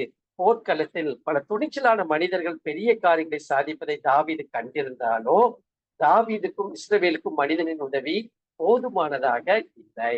உண்மையில் சொல்ல போனால் அது பயனற்றது. கடவுளின் உதவி அவர்களை வெற்றிக்கு நடத்தி செல்லும். அப்ப இந்த நாள்ல நீங்க பாருங்க, ஆண்டவர் வரலாற்றிலே செயல்படுகிறார் என்பது மட்டுமல்ல, பழைய சரித்திரங்களை நன்றாக அறிந்திருந்த தாவீது இந்த சங்கீதத்தை எழுதுகிறார். இந்த பெயர்கள் எல்லாம் அவர் குறிப்பிடுகிறார்னா இதை பற்றி நன்றாக ஆழமான அறிவு உண்டு. சரித்திரம் அவருக்கு தெரியும். இஸ்ரவேல் தேசத்தை 40 ஆண்டுகள் அரசாண்டிருக்கிறார். மட்டுமல்ல நியாயப்பிரமாணம் நல்லா தெரியும். ரொம்ப முக்கியமான பழைய ஏற்பாடு நியாயப்பிரமாணங்கள் நன்றாக அறிந்தவர் தாவீது. தேவனுக்கு பிரியமாய் இருந்தவர். அப்ப நீங்க பாருங்களேன், இங்கே சொல்லப்பட்ட இந்த நாடுகள் அல்லது ஆட்களை குறித்து மிக குறுகிய நேரத்துல ஒரு சில குறிப்புகளை நான் உங்களுக்கு கொடுக்கிறேன். இதன் அடிப்படையில இந்த சங்கீதத்தை நாம் படிப்போம் என்று சொன்னால் நிச்சயமாகவே ஒரு பொருளுள்ள சங்கீதமாக இது நமக்கு காணப்படும். இந்த சீகேம்னு ஒரு வார்த்தை வருது பாருங்க, 6ஆம் வசனம். யாராச்சும் வாசிங்க. 66 குயிக். தேவன் கொண்டு விளம்பினார், ஆகையால் களி கூறுவேன். சீகேமை பங்கிட்டு சுக்கோத்தின் பள்ளத்தாக்கை அளந்து கொள்ளுவேன். தேவன் பரிசுத்தத்தை விளம்பினார், ஆகவே நான் பயப்பட வேண்டியதில்லை. இந்த சீகேமை பங்கிட்டு சுக்கோத்தின் பள்ளத்தாக்கை அளந்து கொள்வேன். தொடர்ந்து வருகிற ஒரு 6-7 பட்டணங்களை குறித்து, மனிதர்களை குறித்தும் அவர்களுடைய வரலாறை குறித்தும் இருக்கிறது. சுருக்கமாக நான் சொல்கிறேன். இந்த சீகேம் அப்படின்னா யாருன்னா, சீகேம் என்பது ஆதியாகமத்தில் குறிப்பிடப்பட்டுள்ள முதல் பாலஸ்தீன இடமாகும். ஆபிரகாம் இங்கு மோரையினோ ஆதியாகம் 12:6 இங்கு முகாமிடுகிறதை பார்க்கிறோம். கானானியர் அப்போது அந்த தேசத்துல இருந்தார்கள் என்று சொல்லி ஆதியாகம் 12:6 நம்ம பார்க்கிறோம். கர்த்தர் ஆபிரகாமுக்கு தன்னை வெளிப்படுத்தி தம்முடைய உடன்படிக்கைக்கு வாக்குறுதியை புதுப்பித்த இடம். அதன் பிறகு ஆபிரகாம் கர்த்தருக்கு ஒரு பலிபீடத்தை கட்டின இடம் தான் இந்த சீகேம். அப்ப நீங்க பாருங்க, ஆதியாகமம் 12 தாவீதுக்கு தெரிந்திருக்கிறது. ஆபிரகாமின் பேரன் யாக்கோபு, காரானிலிருந்து திரும்பியது சீகைன்னு ஒரு நகரமான சாலேம். சீகேமுக்கு சாலேம் என்கிற பேரும் உண்டு. ஆதியாகமம் 33:18-19 நம்ம பார்க்கிறோம். அந்த நிலத்தின் ஏவிய பிரபுவான எமோரிடத்து வாங்கிய ஒரு நிலத்தில் தன் கூடாரத்தை அமைத்தான். ஏமோரின் மகனான சீகேம் தீனாலை தீட்டுப்படுத்திய போது உங்களுக்கு தெரிஞ்ச சம்பவம் தான். சிமியோனும் லேவியும் அந்த பகுதியின் மனிதர்களை கொன்றார்கள். எல்லாத்துக்கும் வசனம் இருக்குது. யாக்கோபின் மற்ற மகள் நகரத்தை கொள்ளையடித்தார்கள். ஆனால் யாக்கோபு அந்த செயலை கண்டித்தார் என்று பார்க்கிறோம். இந்த யாக்கோபு அந்நிய தெய்வங்களை கருவாலி மரத்திற்கு புதைத்தது வசனம் இருக்கு. ஏல் இலேகோ என்று ஆண்டவர் அவனுக்கு வெளிப்படுத்துறது, ஒரு பலிபீடத்தை கட்டினது மட்டுமல்ல, யோசேப்பு சீகேமை சுற்றியுள்ள வளமான மேய்ச்சல் நிலங்களுக்கு அருகில் தன் சகோதரர்களை தேடி கண்டுபிடித்து அவர்களை குடியமர்த்தது போன்ற காரியங்கள் எல்லாம் இந்த சீகேம் என்கிற பக்கத்தை குறித்து இருக்கிறது. சுக்கோத் இஸ்ரவேல் பயணத்தின் முதல் தளம். பழைய எகிப்துக்கு பித்தோம் என்கிற பெயரும் இருந்துச்சு. அதுக்கு சமமானதாக இந்த சுக்கோத் என்கிற பெயர் வைத்திருக்கலாம். இது ஆக்சுவலா ஒரு சில வார்த்தைகள் அது இங்கிலீஷ்ல தான் இருக்கும். வாடினு மிலாச்சின் கிழக்கு பகுதியில் இருந்தது. இது இப்போத பேரு யாத்ராமத்தில் இருக்குது. இங்கிருந்து இடம்பெயர்ந்தவர்கள் எகிப்துக்குள் செல்லுகிறதற்கு இது சாதாரண வழியாக இது அமைந்தது. ஜோர்டான் பள்ளத்தாக்கில் காத் கோத்திரத்தின் நகரம் யோசுவா சொல்கிறதை பார்க்கிறோம். இது ஒரு நீர்வழி பாதையா இருந்தது மற்றும் சரத்தனிலிருந்து தொலைவில் இல்லை. இது நவீன இப்ப இருக்கிற டெல் அவீவ் இருக்கு பாத்தீங்களா, அதே போல டெல் அக்சாஸ் மற்றும் டெல் தேர் அல்லாவாக இது இருந்திருக்கலாம். இது ஒரு முக்கியமான விஷயம். இந்த இடங்கள் எல்லாம் இன்னும் இருக்கிறது, பெயர்கள் மாற்றப்பட்டிருக்கிறது. சரிங்களா? மிடில் ஈஸ்ட் என்று சொல்கிற மத்திய கிழக்கு நாடுகளில் இவைகள் நம்ம பார்க்கிறோம். சரிங்க. சுக்கோத் என்ற பெயர் ஆதி ஆகமத்தில் விளக்கப்பட்டுள்ளது. 33:14 யாக்கோபு தன்னை நிலைநிறுத்தி கொண்டதால் அது ஒரு நல்ல ஒரு தொலைத்தொடர்பு நகரமாக அது மாறினதை நாம் பார்க்க முடியும். கீலேயாத் மனேசேயின் மகன் மாகிதின் மகன். கீலேயாத் மற்றும் மனாசே கோத்திரத்தின் ஒரு முக்கிய பகுதியாக இந்த கீலேயாத் குலத்தின் முன்னோடி, காத்தின் வழி தோன்றல் மற்றும் சில பிற்கால காத்தியர்கள் மூதாதையர்கள், எப்தாவின் தந்தை, இவங்க எல்லாம் கீலேயாத்தை சேர்ந்தவர்கள். சரிங்களா? இதுல முக்கியமா பாத்தீங்கன்னா ரூபன், காத் மற்றும் பாதி மனாசே கோத்திரங்களால் ஆக்கிரமிக்கப்பட்டு ஆக்சுவலுமே ஜோர்டான் சம்பந்தப்பட்ட காரியங்கள் இது ஃபுல்லா ஒரு டிரான்ஸ் ஜோர்டான்ல இவங்க இருந்தாங்க.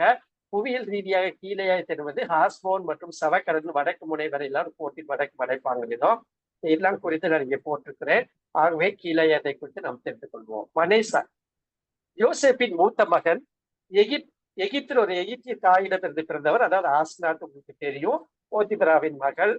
இஸ்ரவேல் மனாசே மற்றும் எபிராமி, ரூபன் மற்றும் சிமியோன் இணையாக ஏற்றுக்கொண்டது. முதற் பெயரான உரிமையை இழந்தவர் மற்றும் இளையவனை நான் மூத்தவனாக ஆக்குவேன் என்பதனுடைய சுருக்கத்தை தான் நம்ம பார்க்கிறோம்.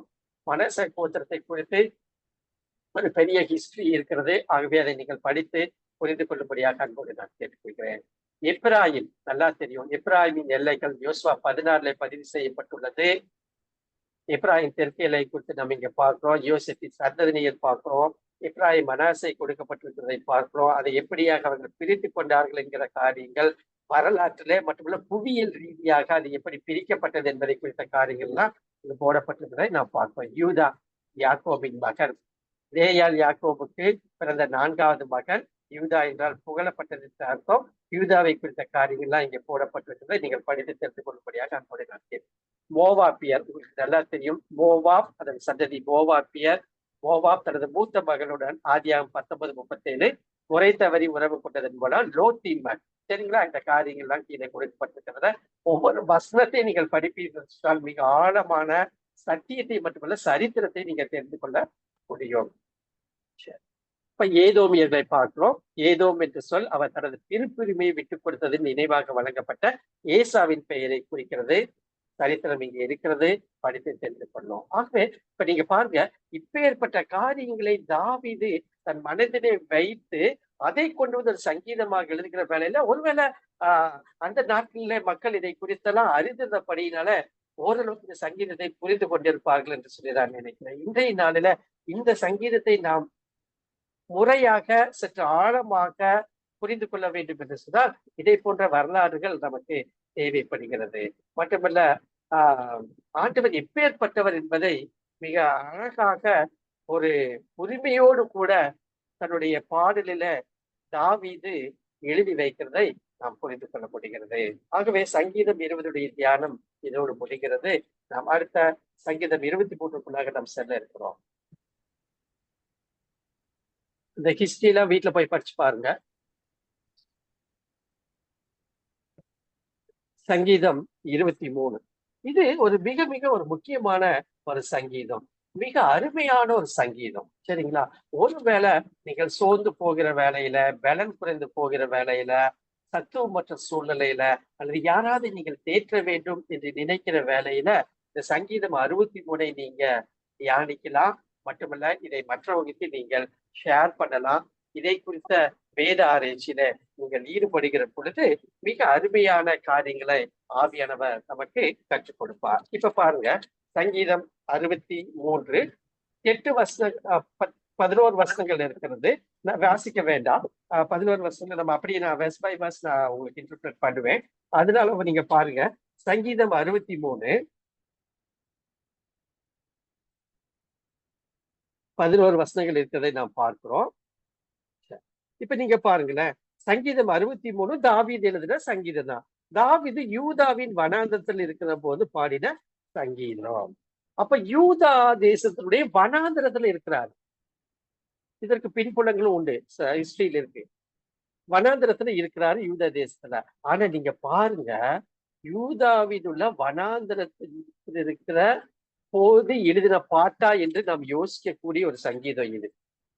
பின்னால் வருகிற 11 வசனங்களும் வனாந்தரத்திலிருந்து எழுதப்பட்டதா என்று சொல்லி நாம் யோசிக்கிற அளவுக்கு மிக அருமையான ஒரு சங்கீதத்தை ஆண்டவர் மேல் வைத்திருக்கிற அந்த விசுவாசத்தை வெளிப்படுத்துகிற ஒரு சங்கீதம்.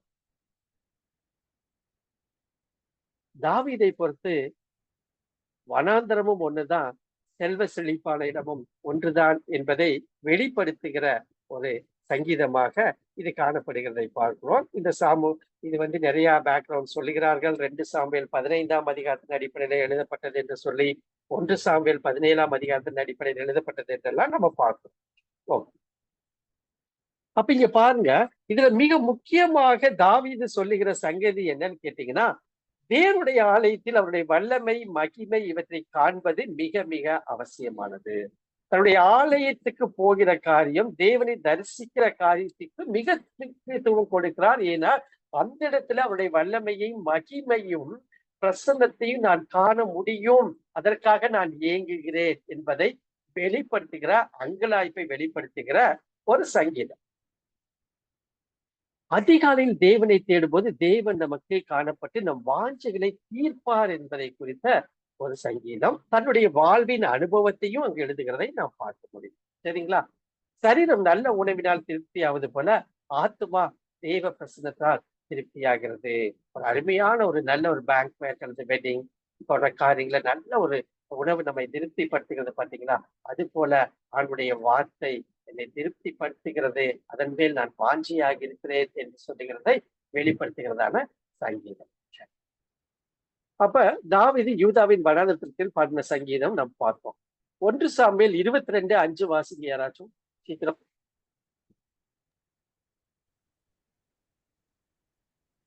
பின்பு காத் என்னும் தீர்க்கதரிசி தாவீதை பார்த்து, நீர் அரணில் இராமல் யூதா தேசத்திற்கு புறப்பட்டு வாரும் என்றான். அப்பொழுது தாவீது புறப்பட்டு ஆரோக் என்னும் காட்டிலே போனான். சரி, இப்ப இது நேத்தே நம்ம தியானிச்சோம். இது ஏறக்குறைய 4வது இடத்துக்கு சவுலுக்கு பயந்து தப்பி போடுகிற ஒரு யூதா வனாந்தரத்துக்கு இங்கே செல்கிறதை நாம் பார்க்க முடியும். சரி, 23:15 2 சாமுவேல் 23:15. தாவீது பெத்லகேமின் ஒலிமுக வாசலில் இருக்கிற கிணற்றின் தண்ணீரின் மேல் ஆவல் கொண்டு, என் தாகத்திற்கு கொஞ்சம் தண்ணீர் கொண்டு வருகிறவன் யார் என்றான். ஓகே, இது தாவீது வனாந்தரத்துல இருந்த போது நடந்த சம்பவத்தை தான் நாங்க பேசுகிறத நம்ம பார்க்கிறோம். ஓகே, சார்ல்ஸ் ஸ்பர்ஜன் இந்த சங்கீதத்தை குறித்து என்ன சொல்றாருன்னா, ஆதி திருச்சபையிலும் சரி பழைய ஏற்பாட்டு காலத்திலும் சரி இந்த சங்கீதத்தை பப்ளிக்கா நின்று காலையில அதிகாலையில மக்கள் பாடுவார்கள், இஸ்ரவேல் மக்கள் பாடுவார்கள் அப்படின்னு சொல்றார். இங்க பாத்தீங்கன்னா, இந்த அதிகாலமே உம்மை தேடுகிறேன் சங்கீதம் 63:1 என்ன அர்த்தம்னா, இந்த அதிகாலை என்கிற இபிரேய வார்த்தைக்கு ஒரு சிறப்பான வழியில் என்று பொருளை நம்ம புரிந்து கொள்ளலாம். ஆண்டவரே, அதிகாலையில மிக சிறப்பாக உம்மை நான் தேடுவதில வாஞ்சியா இருக்கிறேன் என்று சொல்லி இந்த சங்கீதத்தை பாடுவார்களாம். சரி. தாவீது 3வது சங்கீதத்தை எழுதிய போது இந்த சங்கீதத்தை எழுதியிருக்கலாம் என்று சொல்லுகிறார்கள். சங்கீதம் 3 மற்றொரு காலை பாடலாகும். தனது மகன் அப்சலோம் அவரை கொல்ல முயன்ற போது தாவீது இதை எழுதினார். தாவீது ஏதோமுக்கு ஓடிவிட்டார். ஏதோம் எருசலேமுக்கு கிழக்கே உள்ளது. அங்கு தாவீது வசித்து வந்தார். ஏதோமுக்கு செல்ல தாவீது ஒரு வனாந்திரம் அல்லது காட்டுப்பகுதியாக வழியாக சென்றார். அதுதான் இந்த பகுதி. அங்கு அதிக தண்ணீர் இல்லை, மிகவும் வறண்டதாக காணப்படுகிறது. எனது ஒரு பாலைவனம் தாவீது மிகவும் வறண்டதாக நினைக்க வைத்தது. தண்ணீருக்காக தாகம் கொண்டதனால் அல்ல, கடவுளுக்காக தாகம் கொண்டவர். அவர் எருசலேமில் உள்ள ஆலயத்துக்கு சென்று தேவனிடம் பேச முடியவில்லை. கடவுள் தனது எதிரிகளை கொல்ல வேண்டும், யாராவது அனுப்பி கொள்வார்கள் என்று சொன்னால் நான் அந்த ஆலயத்துக்கு சென்று தேவனை வழிபட முடியும் என்கிற வாஞ்சையில இந்த சங்கீதத்தை எழுதுகிறார். இங்க நீங்க பாத்தீங்கன்னா இந்த சங்கீதத்தில் இருக்கிற 11 வசனங்களை இப்படியாக பிரிக்கலாம். நிகழ்காலம் கடவுளின் பிரசன்னத்தை தேடுதல், கடந்த காலம் கடவுளின் வல்லமையை நினைவு கூறுதல், எதிர்காலம் கடவுளின் நியாய தீர்ப்பை எதிர்பார்த்தல். இப்ப இதையெல்லாம் நீங்க வச்சு படிச்சீங்கன்னா அருமையா உங்களுக்கு புரியும். நிகழ்காலத்தை பேசுகிறார், கடந்த காலத்தை பேசுகிறார், எதிர்காலத்தை பேசுகிறதை நான் பார்க்க முடியும். அப்ப நீங்க பாருங்க, நான் அப்படியே நான் பார்க்கிறேன். தேவனே ஒண்ணு, நீர் என்னுடைய தேவன், அதிகாலமே உம்மை தேடுகிறேன். வறண்டதும் விடாய்த்ததும் தண்ணீரற்றதுமான நிலத்துல என் ஆத்துமா உண்மையில் தாகமாயிருக்கிறது, என் மாம்சமானது உம்மை வாஞ்சிக்கிறது. அதிகாலமே உண்மை தேடுகிறேன். அவருடைய சூழ்நிலையெல்லாம் எப்படி இருந்துச்சு உங்களுக்கு தெரியும். ஆனாலும் அதிகாலையில் தேடுகிறவராக தாவீது தேவனை தேடுகிறவராக காணப்படுகிறதை நாம் பார்க்க முடியும்.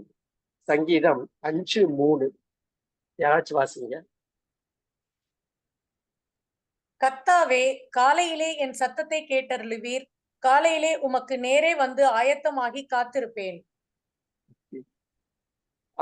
அக்கா மீகால் அக்கா ஒரு 5 நிமிஷம் நான் சேர்த்து எடுத்துக்கிட்டுமா?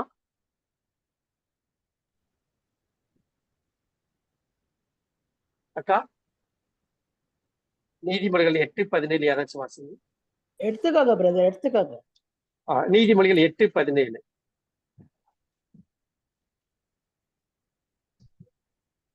என்னை சிநேகிக்கிறவர்களை நான் சிநேகிக்கிறேன். அதிகாலையில் என்னை தேடுகிறவர்கள் என்னை கண்டடைவார்கள். அதிகாலையில் என்னை தேடுகிறவர்கள் என்னை கண்டடைவார்கள். நேற்று கூட பார்த்த 57ஆம் சங்கீதத்துல கூட நம்ம பார்த்தோம். 57:8 நான் வாசிக்கிறேன். என் மகிமையே விழி, வீணையே சுரமண்டலமே விழியுங்கள், அதிகாலையில் விழித்துக் கொள்வேன். என்ன அர்த்தம் தெரியுங்களா? வீணையே சுரமண்டலமே நீ ஆயத்தமாறு, நான் அதிகாலையில் ஆயத்தமா இருக்கிறேன் என்று சொல்லுகிற ஒரு விளக்கத்தை தான் நேற்றைய தினத்துல நான் கொடுத்தேன். லேசா 26:9 நீங்க முற்பகுதியை நீங்க வீட்டுல படித்து பாருங்க. ஆகவே எனக்கு அன்பானவர்கள, தாவீதினுடைய வாழ்க்கையிலே ஒரு வெற்றி காணப்பட்டது, ஒரு ஜெயம் காணப்பட்டது. என் இருதயத்துக்கு ஏற்றவன் அப்படின்னு எல்லாம் ஆண்டவர் சொல்றாருன்னா, தாவீது குணாதிசயத்துல நிறைய நல்ல குணாதிசயங்கள் இருக்கிறது, நற்குணங்கள் இருந்தது. அதுல மிக முக்கியமான ஒன்று, அதிகாலையில ஜெபிக்கிறவராக தாவீது காணப்பட்டார். எனக்கு அன்பான சகோதரனே சகோதரிய, நம்முடைய வாழ்க்கையில அதிகாலை ஜெபம் காணப்படுகிறதா? ஒருவேளை எத்தனை பேர் நீங்க கூடியிருக்கிறீங்கன்னு எனக்கு தெரியல. யோசித்து பார்த்தோம். அதிகாலை தேவனை தேடுகிற அனுபவம் உங்களுடைய வாழ்க்கையில, என்னுடைய வாழ்க்கையில காணப்பட்டதா? வேதத்தின் பரிசுத்தவான்கள் அநேகர் அதிகாலையில ஆண்டவரை தேடினவர்கள். சரித்திரத்தை தலைகீழாக மாற்றின அநேக மிஷனரிமார்கள் அதிகாலையில எழுந்தவர்கள். ஏன் இந்த வேர்ல்ட்லி லைஃப்லையும் அநேக சாதனைகளை செய்தவர்கள், ஒருவேளை அவர்கள் தேவனை துதிக்காமல் இருந்திருக்கலாம், அதிகாலையில் எழுந்திருந்தார்கள். அன்பானவர்களை இந்த நாள்ல நம்ம யோசித்து பார்ப்போம். தாவீதினுடைய அனைத்து வெற்றிக்கும் ஜெயத்துக்கும் அதிகாலையில் ஜெபிக்கிற பழக்கம், தேவனை தேடுகிற பழக்கம் அவருக்கு காணப்பட்டது. யாக்கோபு அதிகாலையில தேவனை சந்தித்தார். மோசே அதிகாலையில தேவனை சந்தித்தார். எல்கானா அண்ணால் அதிகாலையில தேவனோடு பேசினார்கள். எசேக்கியா ராஜா, யோபு, இந்த வசனம் வீட்டை போய் படிச்சு பாருங்க. தாவீது, ஆபிரகாம் லிங்கரை குறித்து நீங்கள் நன்றாக அறிந்திருக்கிறீர்கள். அமெரிக்கன் பிரசிடென்டாக அவர் இருந்தவர். இந்நாள் வரை சரித்திரத்துல என்ன சொல்கிறார்கள்? ஆபிரகாம் லிங்கன் வாழ்ந்த காலம் ஒரு பொற்காலம் என்று சொல்லுகிறார்கள். அப்பேற்பட்ட சுபிட்சம் அந்த தேசத்துல இருந்தது. என்றால் அடிமை வியாபாரத்தை அடியோடு ஒழித்தவர் ஆபிரகாம் லிங்கன் தான். அவர் ஒரு நாள் அதிகாலையில அவர் வீட்டில இருக்கிற பொழுது அவருடைய செக்ரட்டரி வெளியே காத்து கொண்டிருந்தார். ஒருவேளை இந்த வெளியுறவு அமைச்சர் என்று சொல்லுகிற ஒருவர் வந்து ஒரே தேசத்துல ஒரு பிரச்சனைகள், ஒரு போர் மூழ்கிற ஒரு அபாயகரமான சூழ்நிலையாக இருக்கிறது. அதனாலதான் நான் இந்த நடுநிசையில நான் வந்தேன்.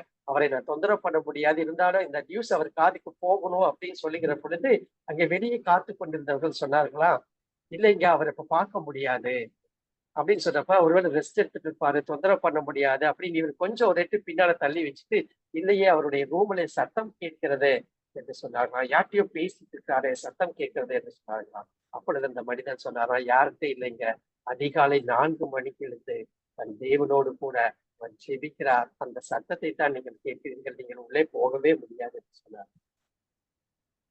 அவ்வளவு பிஸியான ஆபிரகாம் லிங்கனுக்கே அதிகாலை 4 மணிக்கு எந்திரிச்சு ஜெபிக்க முடியும்னா நீங்களும் நானும் ஏமாத்திரம் என்று நாம் ஆராய்ந்து பார்ப்போம். Susanna Wesley, John Wesley, Charles Wesley கண்டங்களை அசைத்தவர்கள், தலைகீழாக மாற்றியவர்கள். சூசன்னா வெஸ்லிக்கு 18 பிள்ளைகள். அந்த 18 பிள்ளைகளை ஜான் வெஸ்லிக்கும் சார்லஸ் வெஸ்லிக்கும் தனித்தனியாக ஒரு நாளில ஒவ்வொரு மணி நேரம் அவர் பிரத்யேகமாக ஜெபிப்பாராம். ஜார்ஜ் முல்லர் என்கிற ஊழியக்காரரை உங்களுக்கு நன்றாக தெரியும். ஜார்ஜ் முல்லர் தன்னுடைய 2 நண்பர்களுக்காக 40 ஆண்டுகள் தொடர்ந்து ஜெபித்தாராம். 40 ஆண்டுகள் 2 தன்னுடைய நண்பர்கள் இயேசு கிறிஸ்துவை ஏற்றுக்கொள்ள வேண்டும், ரட்சிப்பை பெற வேண்டும் என்று ஜெபித்தாராம். அதுல ஒரு நண்பர் ஜார்ஜ் முல்லரின் அடக்க ஆராதனையில் இயேசு கிறிஸ்துவை ஏற்றுக்கொண்டாராம். மார்ட்டின் லூத்தர் அதிகாலை 4 அல்லது 4:30 மணிக்கு எழுந்திருந்து ஜெபிக்கிற, மணிக்கணக்காக ஜெபிக்கிற வழக்கமுடையவர். ஒரு நாள் அவர் தன்னுடைய நண்பனிடம் சொன்னாராம், பிரதர், ஐயா எனக்கு நாளைக்கு நிறைய வேலை இருக்கு, ஆகவே நான் நிறைய நேரம் ஜெபிக்க வேண்டும். நம்ம எப்படி, எனக்கு நிறைய வேலை இருக்கு, ஆகவே நான் நிறைய நேரம் ஜெபிக்க வேண்டும். அன்பானவர்கள, தாவீது அதிகாலையில ஆண்டவரை தேடுகிறவராக காணப்பட்டார். அப்ப அப்படியே நம்ம வாசிச்சோம். எப்படி ஒரு மனிதனுக்கும் தண்ணீரும் உணவும் தேவைப்படுகிறதோ, அதே போல இந்த தாகத்தை தீர்க்கும்படியாக, இந்த மாம்சம் வாஞ்சிக்கும்படியாக அதிகாலமே தேடுகிற ஒரு மனிதனாக தாவீது காணப்பட்டார். அதான் வசனம் 1 பார்த்தோம். வசனம் 2, எருசலேமில் ஆலயத்தில் கடவுளின் வல்லமையும் மகிமையும் காண தாவீது விரும்பினார். ஆலயம் உங்கள் வீடு என்று தாவீது அழைக்கிறார். 4ஆம் சங்கீதத்துல நீங்க ஆலயத்தை குறித்து பேசுகிறதை பார்க்கிறோம். ஆகவே அதனுடைய மகிமை சூரியனை விட பிரகாசிக்கிற ஒன்று என்று தாவீது சொல்லுகிறதை நாம் பார்க்க முடியும். அப்ப இங்க பாருங்க, வசனம் 4, 3, ஜீவனை பார்க்கிலும் ஒரு கிருபை நல்லது, என் உதடுகள் உம்மை துதிக்கும். ரொம்ப அருமையான ஒரு வசனங்க. ஜீவனை பார்க்கிறோம், அந்த கிருபை நல்லது, என் உதடுகள் உம்மை துதிக்கும். அப்ப என்னதுன்னா, அந்த ஜீவனை விட ஆண்டவருடைய கிருபையை பெற்றுக்கொள்ளும்படியாக அவர் வாஞ்சித்தார். அப்ப என்ன அர்த்தம்? அவருடைய கிருபை இருக்குன்னா ஜீவனும் இருக்கும்னு அர்த்தம். அதை நான் பெற்றுக்கொள்ள வேண்டும் என்று சொன்னால் அதிகாலையில் நான் தேவனை தேடுகிறவராக காணப்பட வேண்டும். இப்படித்தான் நம்ம சங்கீதத்தை புரிஞ்சு கொள்ள முடியும். காணப்பட வேண்டும். சங்கீதம் 33, 18, 19 யாராச்சும் வாசிங்க. சங்கீதம் 33, 18, 19. தமக்கு பயந்து தமது கிருபைக்கு காத்திருக்கும் ஆத்மாக்களை மரணத்திற்கு விலக்கி விடுவியும், பஞ்சத்தில் அவர்களை உயிரோடே காக்கவும் கர்த்தருடைய கண் அவர்கள் மேல் நோக்கமாயிருக்கிறது. தேங்க்யூ. பாருங்க 5ஆம் வசனம், நினத்தையும் கொழுப்பையும் உண்டது போல. இது என்ன அர்த்தம்னு கேட்டீங்கன்னா, அந்த நாட்டுல யூதர்கள் என்ன செய்வார்கள்னா பலி செலுத்துவார்கள். பலி செலுத்துகிற பொழுது ஒரு சில குறிப்பிட்ட பகுதியை அவர்கள் எடுத்து சாப்பிடுவார்கள். அப்போது கூட திராட்சரசத்தை குடித்து மிகவும் சந்தோஷமாக இருப்பார்கள். அது போல ஒரு மகிழ்ச்சியை இங்கு எனக்கு கிடைக்கிறது என்று சொல்லி தாவீது சொல்லுகிறதை நாம் பார்க்க முடியும். வசனம் 6, என் படுக்கையின் மேல் நான் உண்மை நினைக்கும் போது ராட்சாமங்களில் உண்மை தியானிக்கிறேன். பாருங்க, ஆண்டவருடைய நினைப்பு எப்பொழுதும் அவரிடத்துல காணப்படுகிறதை பார்க்கிறோம். ராட்சாமங்களிலும் ஆண்டவரை தியானிக்கிறாராம். அப்ப இங்க பாத்தீங்கன்னா, அந்த இரவை தனித்தனி பாகமாக பிரித்திருந்தார்கள். யூதர்களுக்கு 3 மணி நேரம் அப்படின்னு 8 பகுதி, ரோமர்களுக்கு 4 மணி நேரம் அடிப்படையில இப்படியாக பிரிக்கப்பட்ட நேரையில இந்த இடத்துல இரவு ஜாமங்களில அவர் என்ன செய்வாராம்? ஆண்டவரை தியானிக்கிறவராக தாவீது காணப்பட்டார். வசனம் 7, நீர் எனக்கு துணையா இருந்ததினால் ஒரு செட்டைகளின் நிழலிலே களி கூறுகிறேன். நேற்று கூட நம்ம பார்த்தோம் அந்த செட்டை என்பதை குறித்து என்ன வேதம் சொல்லுகிறது.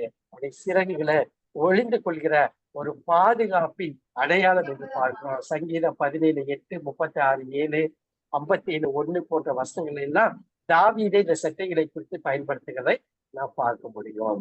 9 முதல் 10 வசனங்களை நீங்க பார்த்தீங்கன்னா அவர்களுடைய எதிர்காலம் எப்படி இருக்கும் என்பதை குறித்து அவர்களுடைய பிராணையில இங்க அழிவியும், தாழ்விடங்களில் இறங்குவார்கள், பட்டயத்தால் விழுவார்கள், நரிகளுக்கு இரையாவார்கள் அப்படி இப்படின்லாம் பேசுகிறதை நம்ம பார்க்க முடியும். அவர்களுடைய முடிவு இப்படி இருக்கும் என்று சொல்லி ஆக்சுவலா இதுல அர்த்தம் என்னன்னு கேட்டீங்கன்னா, இதை போன்று நாம் ஜெபிக்கவே கூடாது. எதிரிகளை நேசிக்கும்படியாக ஆண்டவர் நமக்கு கற்றுக் கொடுத்திருக்கிறார். அவர்கள் எங்கு போவார்கள், அந்த ஆத்மா பாதாளத்துக்கு போகும். இதையெல்லாம் நம்ம ஏற்கனவே பார்த்துப்பட்டோம். நரிகள் என்று சொல்லுகிறது என்ன அர்த்தம் கேட்டீங்கன்னா, அந்த நாட்களில போர் நடக்கிற பொழுது அவர்கள் போருக்கு ஒப்பு கொடுங்கள் தான் சொல்றாரு.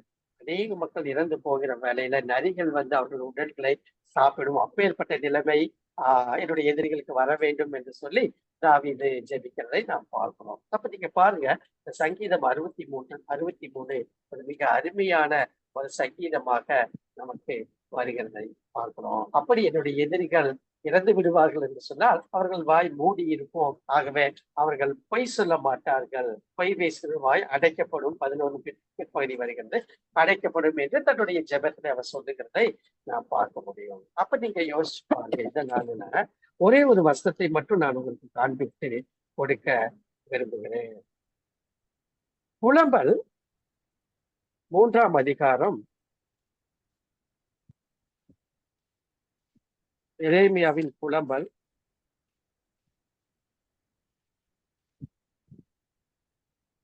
நமக்கு தெரிஞ்ச வசனம் தான். புலம்பல் 3ஆம் அதிகாரம் 22, 23 வசனம். நாம் நிர்மூலமாகாதிருக்கிறது கர்த்தருடைய கிருபையே, அவருடைய இரக்கங்களுக்கு முடிவில்லை. அவைகள் காலைதோறும் புதியவைகள், உமது உண்மை பெரிதாயிருக்கிறது. பாருங்க, பொதுவா வந்து இந்த வசனம் நம்மளுக்கு மனப்பாடமா தெரியும். புலம்பல் 3, 22, 23 நான் வாசிக்கிறேன். நாம் நிர்மூலமாகாதிருக்கிறது கர்த்தருடைய கிருபையே, உண்மைதான். அவருடைய இரக்கங்களுக்கு முடிவில்லை. அவைகள் காலை தோறும் புதியவைகள், உமது உண்மை பெரிதாயிருக்கிறது. அப்ப என்ன அர்த்தம் கேட்டீங்கன்னா, காலை தோறும் புதியதா இருக்கிறதை நான் கண்டுபிடிக்க வேண்டும் அப்படின்னா அவருடைய கிருபை எனக்கு வேண்டும், அவருடைய இரக்கம் எனக்கு வேண்டும் என்று சொன்னால் அதிகாலையிலே நான் தேவனை தேடுகிறவனாய் நான் காணப்பட வேண்டும் அப்படிங்கிறது ஒரு பொருள். சரி, இது இருக்கட்டும். இங்க பாருங்க, இதுக்கு முன்னால அந்த 21ஆம் வசனம் வரைக்கும் நான் பாருங்க, நான் வாசிக்கிற 21ஆம் வசனம், இதை என் மனதிலே வைத்து நம்பிக்கை கொண்டிருப்பேன். அப்ப ஏதோ காரியத்தை மனசுல வச்சுக்கிட்டு இவைகள் மத்தியிலும் என் தேவன் என்னை வழி நடத்துகிறார் இருக்கிறார், நான் சொல்றது புரியும் நினைக்கிறேன். ஏதோ காரியங்களை மனதில வைத்துக் கொண்டு இவைகள் மத்தியிலும் என் தேவன் என்னை வழி நடத்துவார் என்கிற நம்பிக்கையோடு கூட அதிகாலையிலே நான் தேடுகிறேன் என்று சொல்லி எரேமியா சொல்லுகிறதை நான் பார்க்கிறோம். எரேமியா என்றாலே ஒரு வீப்பிங் ப்ராஃபட் என்று சொல்லுகிறோம். அநேக இக்கட்டையும் உபத்திரவத்தையும் கடந்து வந்த ஒரு மனிதன். உதாரணத்துக்கு நான் காண்பித்து கொடுக்கிறேன். 3ஆம் அதிகாரம் 1ஆம் வசனம் நான் வாசிக்கிறேன். ஆண்டுடைய சினத்தின் விளாற்றினால் உண்டான சிறுமையை கண்ட புருஷன் நான். விளாற்றினால் அடித்து சிறுமைப்படுத்தின காலங்களை கடந்து வந்த எரேமியாவாகிய நான். 2, அவரை வெளிச்சத்திலே அல்ல இருளிலே அழைத்து நடத்தி வந்தார். வெளிச்சத்துக்கு நம்மளுக்கு சம்பந்தமே இல்லைங்க. வாழ்வின் முழுவதும் இருளிலே அவர் நடத்தி வந்தார். 3, அவர் தமது கையை எனக்கு விரோதமாகவே நித்தமும் திருப்பினார். என் சதையையும் என் தோலையும் முற்றலாக்கினார்கள், என் எலும்புகளை நொறுக்கினார். இந்த 20 வருஷங்களுக்கு நீங்க வாசிச்சு பார்த்தீங்கன்னா, சரி உதாரணத்துக்கு 14 வாசிக்கிறேன். நான் என் ஜனத்தார் யாவருக்கும் பரியாசமும் நித்தமும் அவர்கள் கிண்ணற பாடலும் ஆனேன். 15, கசப்பினால் என்னை நிரப்பி எட்டியினால் என்னை வெறுக்க செய்தார். பாருங்க, எத்தனையோ சம்பவங்களை கடந்து வந்து இந்த மனிதன் சொல்றாரு, என் மனதிலே இதையெல்லாம் வச்சு நம்பிக்கை கொண்டிருப்பேன். இந்த 20 அதிகாரத்துல 20 வசனம் சொல்லப்படுறதுல ஒண்ணு கூட நம்மளுக்கு நடந்திருக்காதுங்க. நான் நிச்சயமா சொல்லக்கூடிய ஒண்ணு கூட நடந்திருக்காது. ஆனால் இவையெல்லாம் நடந்த மனிதன் தான் அதிகாலையில தேவனை தேடுகிறவனாக காணப்படுகிறதை பார்க்கிறோம். எனக்கு அன்பானவர்களே, என் மனதிலே வைத்து நம்பிக்கை கொண்டிருப்பேன். நம்முடைய வாழ்க்கையில் வித்தியாசமான பிரச்சனைகள் நமக்கு வரலாம். ஒருவேளை அது நம்மை பாதிக்கலாம். அவைகள் மத்தியிலும் எனக்கு ஒரு தேவன் உண்டு என்பதை நாம் அறிந்து அவர் மேல் நம்பிக்கை வைத்து அவற்றுள்ளாக என்னை வழி நடத்துகிறார். விக்கினங்கள் கடந்து போகும் மற்றும் செட்டைகளின் நிழலிலே நான் வந்தடைவேன் என்று சொல்லி தாவீது பாடின அந்த சங்கீதத்தின் அடிப்படையில நாம் நிர்மூலமாகாமல் இருக்க கர்த்தருடைய கிருபையை தேடி அவருடைய இரக்கத்தை தேடி அதிகாலையில் அவரை தேடுகிற பொழுது அந்த புதிய கிருபைகளால் உங்களையும் என்னையும் நிறைக்கிறார் என்கிற சத்தியத்தோடு கூட நாம் இந்த நாளில் சங்கீத தியான பகுதியை நாம் முடிப்போம். சிந்திக்கலாம்.